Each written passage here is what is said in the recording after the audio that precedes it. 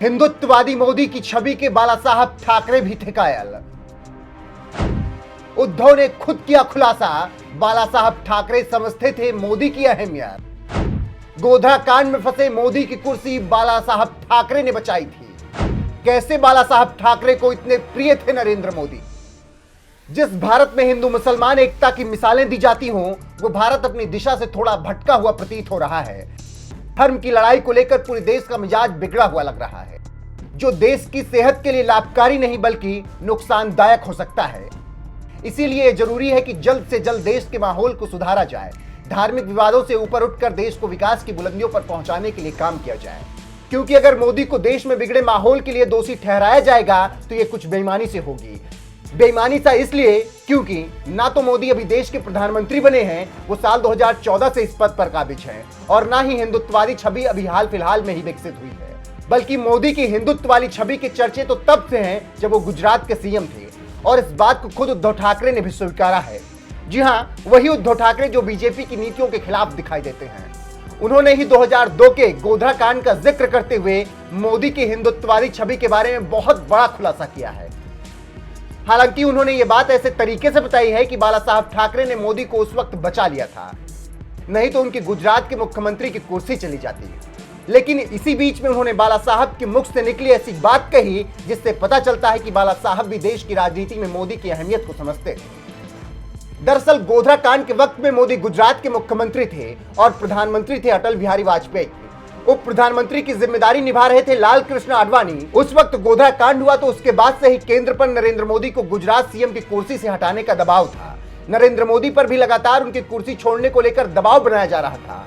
ऐसे ही माहौल में देश की आर्थिक राजधानी मुंबई में एक रैली में शामिल होने गए थे लाल कृष्ण आडवाणी। तब उन्होंने सरकार में सहयोगी रहे बाला साहब ठाकरे पर इस पर विचार विमर्श किया था। उद्धव ठाकरे ने बताया कि जब हम रैली समाप्त होने के बाद बातचीत कर रहे थे, तब आडवाणी ने कहा था कि वो बाला साहब के साथ कुछ चर्चा करना चाहते हैं, जिसके बाद मैं और प्रमोद महाजन जी वहां से चले गए थे।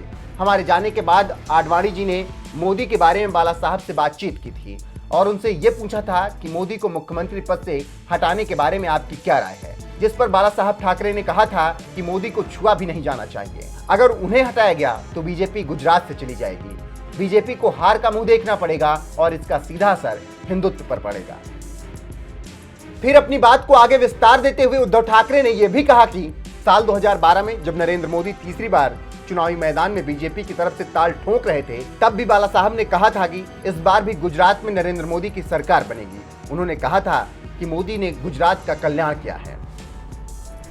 बाला साहब ठाकरे ने तो इस बात का जिक्र करने के साथ ही सोनिया गांधी की सभा का भी जिक्र किया था। इस बात पर भी जोर दिया था कि किस तरह सोनिया गांधी ने अपने पूरे भाषण में कहीं भी मोदी का जिक्र नहीं किया था। इससे साफ होता है कि कांग्रेस पहले से ही हार मान चुकी थी। कई ऐसे मौके पर बाला साहब ठाकरे ने नरेंद्र मोदी की सराहना और प्रशंसा की। नरेंद्र मोदी भी हमेशा बाला साहब ठाकरे का सम्मान करते थे। लेकिन उद्धव की जुबान पर मोदी आए क्यों?